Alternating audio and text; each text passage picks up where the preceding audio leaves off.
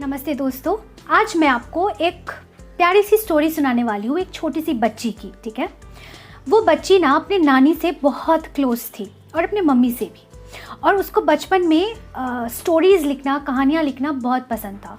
वो अपने ही दुनिया में बैठ के, स्कूल में हो चाहे ट्यूशन में हो चाहे घर में हो, वो अपने ही एक कोने में बैठ के अपने नोटबुक में कुछ ना कुछ लिखती रहती थी। और उसके बचपन में जब वो 5 साल की थी, उसने अपना पहला स्टोरी लिखा था एक रैबिट के बारे में। और वो जब भी स्टोरीज़ लिखती थी या फिर पोएम्स लिखती थी या फिर कुछ भी लिखती थी, वो अपनी मम्मी और नानी को दिखाती थी। उसके मम्मी और नानी हमेशा उसको प्रेज़ करते थे और उसको लगता था कि यही लाइफ है, लाइफ इज़ वेरी ब्यूटीफुल। फिर एक दिन उसकी नानी बीमार हो जाती है और वो नानी को खो देती है।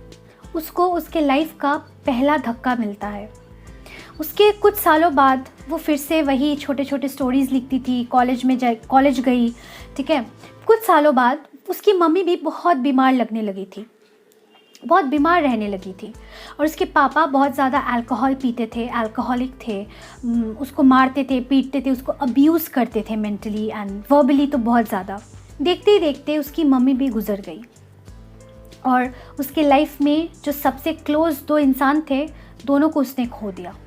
उसने अपना यूनिवर्सिटी का एजुकेशन ऐसे ही अपने पापा के साथ रहकर उसने कंप्लीट किया और फिर उसने एक इंग्लिश टीचर का जॉब लेके उसने शहर छोड़ दिया और वो दूसरे शहर चली गई।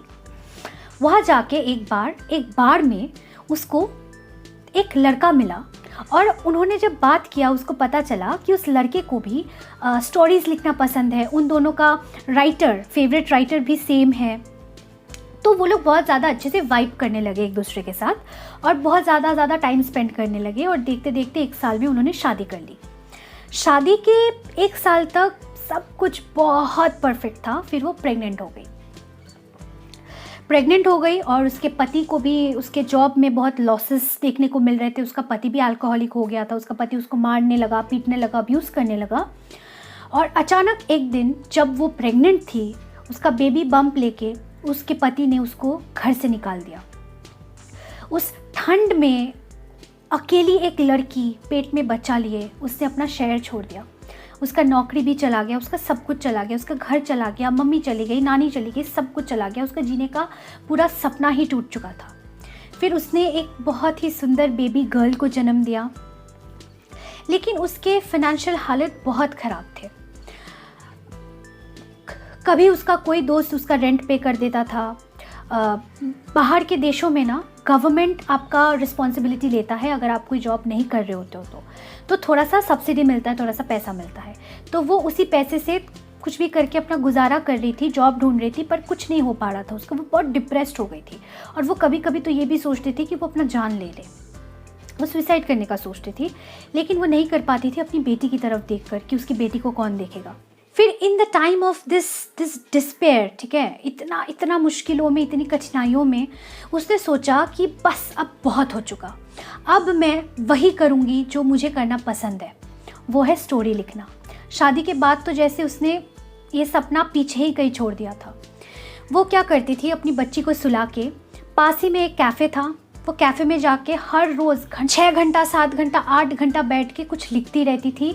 और क्योंकि उसके पास पैसे नहीं होते थे और अगर वो कैफ़े में जाके कुछ ऑर्डर नहीं करेगी तो कैफ़े वाले उसको निकाल देंगे, तो वो 1 या 2 कॉफ़ी ऑर्डर करती थी और उसी को वो ठंडा करके एकदम आस्ते आस्ते पीती थी ताकि उसको कोई ना निकाले। फिर जब एक स्टोरी उसने लिख लिया, उसने अपनी बेटी को वो स्टोरी सुनाया और उसने देखा कि उसकी बेटी को बहुत पसंद आया। वो बच्ची इतना हंसी, इतनी खुश हुई वो स्टोरी सुन के।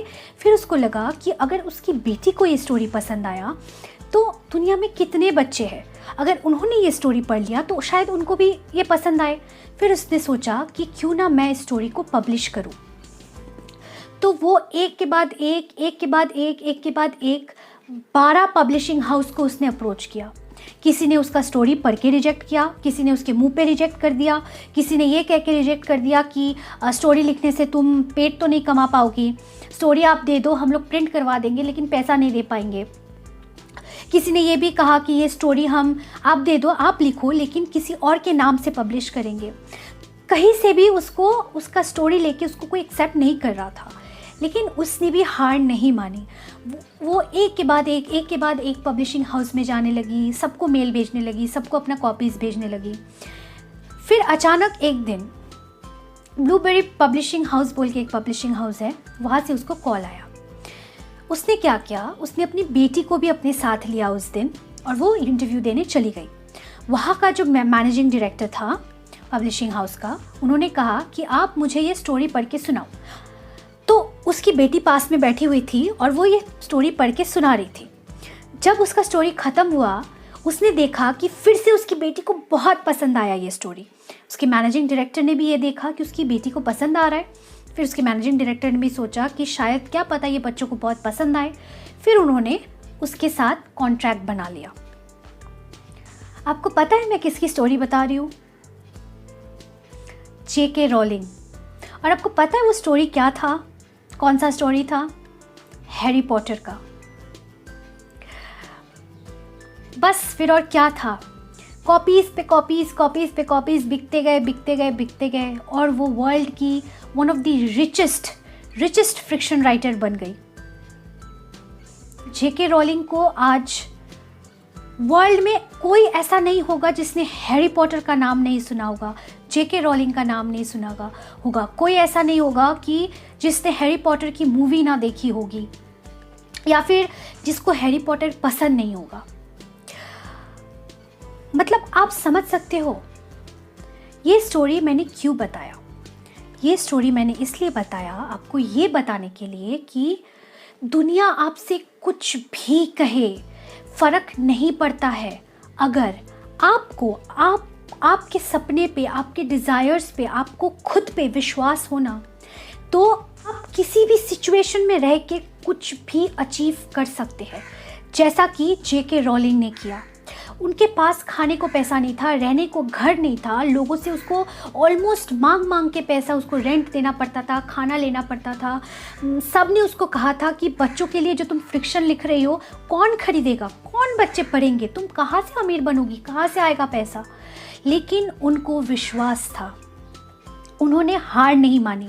इन सब के बाद भी जब वो पब्लिशिंग हाउस पे गई, एक के बाद एक 12 पब्लिशिंग हाउसेस ने उसको रिजेक्ट किया। हम एक बार, दो बार, 3 बार कुछ ट्राई करके थक जाते हैं, हार मान लेते हैं, छोड़ देते हैं और फिर कहते हैं कि मैंने बहुत कोशिश किया मैनिफेस्ट करने का, हमारा डिज़ायर मैनिफेस्ट नहीं हुआ, लॉ ऑफ अट्रैक्शन काम नहीं करता है। J.K. रोलिंग भी ऐसा कह सकती थी ना कि जब उसकी नानी गुजर गई, जब उसकी मम्मी गुजर गई, जब उसके हस्बैंड ने उसको घर से निकाल दिया, जब उसके पास खाने को पैसे नहीं थे, जब उसको 1 publishing house, 2 publishing house, 3 publishing house, 12 publishing houses ने उसको रिजेक्ट कर दिया, लेकिन उसने हार नहीं माना। उसने अपने वाइब्रेशंस को हमेशा अपने डिज़ायर से अलाइंड रखा। अब क्योंकि वो कॉन्सिस्टेंटली अपने डिज़ायर से, अपने वाइब्रेशंस को अलाइंड रख रही थी, तो बस और क्या था, यूनिवर्स को तो उसके सपने पूरे करने ही थे, कोई और चारा ही नहीं था। और आज यूनिवर्स ने सिर्फ उसके सपने नहीं पूरे किए, आज वो पूरे वर्ल्ड में जानी जाती है। She is internationally acclaimed writer. उसको सब प्यार करते हैं, हैरी पॉटर सबको पसंद है। So guys, law of attraction ये नहीं कहता है कि आप एक टाइम फ्रेम अपने माइंड में लेके बैठ जाओ और तब तक हुआ तो ठीक, वरना लॉ ऑफ अट्रैक्शन काम नहीं करता, आप छोड़ दोगे, आप अपने सपने को बदल लोगे। ऐसा नहीं है। आपको जब तक आपका डिज़ायर्ड रिजल्ट नहीं मिलता है, तब तक आपको हौसला रखना है, विश्वास रखना है। यही है लॉ ऑफ अट्रैक्शन। जिस दिन आपने सोचा, कुछ डिज़ायर, कुछ विश, कुछ ड्रीम, उसी दिन वो चीज़ आपका हो गया। अब जब वो चीज़ आप ही का है तो फिर डाउट किस बात का? ड्रीम्स को चेंज करना क्यों? अगर वो आप ही का है तो वो आप ही का रहेगा। आपको बस इतना करना है कि जब तक वो आपके हाथ में नहीं आता, जब तक वो जो ऑर्डर आपने प्लेस किया है ना यूनिवर्स में, जब तक आपको वो उसका डिलीवरी नहीं होता, जब तक आप उसका पार्सल नहीं मिलता, बस आपको विश्वास रखना है कि वो आप ही का है, वो already out on delivery, on the way है, आएगा, बस आएगा। और बाकी दुनिया क्या कह रही है, क्यों कह रही है, just forget it, don't even pay attention.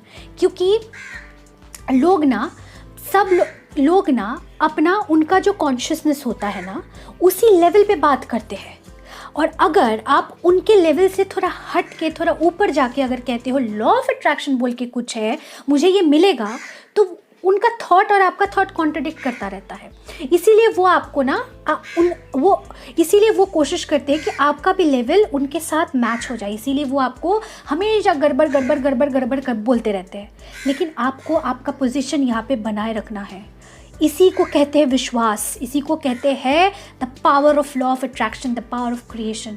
Create तो होने दो यार, पहले ही आप नीचे आ जाओगे तो क्या होगा? क्रिएट तो होने दो, आने तो दो, पहुंचने तो दो, फिर डिसाइड करना पसंद है नहीं है, फिर चेंज कर लेना, आने तो दो। होल्ड योर हॉर्सेस गाइज, और जब तक नहीं आता है तब तक होल्ड योर हॉर्सेस। लोग क्या कह रहा है फ़र्क नहीं पड़ता है, टेक देयर सजेशन। उनका अगर कोई कंस्ट्रक्टिव सजेशंस है उसको लो, खुद को बदलो, खुद को चेंज करो, लेकिन अपने ड्रीम्स, अपने डिज़ायर्स को अल्टर करने की कोई ज़रूरत नहीं है। यूनिवर्स सुन रही है, universe is going to deliver all your orders to you. Just have patience and hold your horses. So guys, I hope आज का वीडियो थोड़ा सा भी अगर इन्फॉर्मेटिव लगा है तो अप्लाई कीजिए अपने लाइफ में, इन सबको अप्लाई कीजिए। सिर्फ सुनने से कुछ नहीं होता है, apply it in your life. अपने थॉट प्रोसेस को चेंज करो, अपने आप को खुश रखने की कोशिश करो, पॉजिटिव रखने की कोशिश करो। अपने अंदर से जो नेगेटिविटी है उनको पहचानो, माइंड को शांत करो, उनको एक्सेप्ट करके उनको लेट गो कर दो, तभी आप आगे बढ़ पाओगे। ऑलराइट, सो गाइज, आज के लिए बस इतना ही। I hope you doing well. Have a great day guys, bye bye.